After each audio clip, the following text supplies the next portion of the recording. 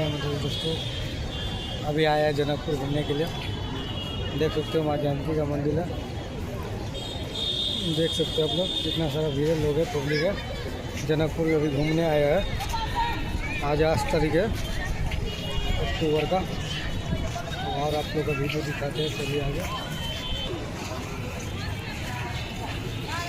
केवल बोल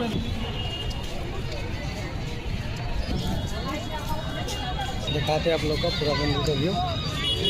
ये बाहर का सड़क है, पोखरी है, और ये साइड बाहर निकलने का माँ जानकी का द्वार है, जैसे कि आप लोग देख सकते हैं। इतने सारे व्यू है।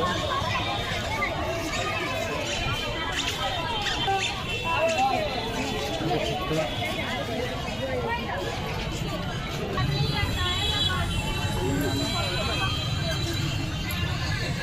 चलो वीडियो ऑन कर दो, मतलब हम क्या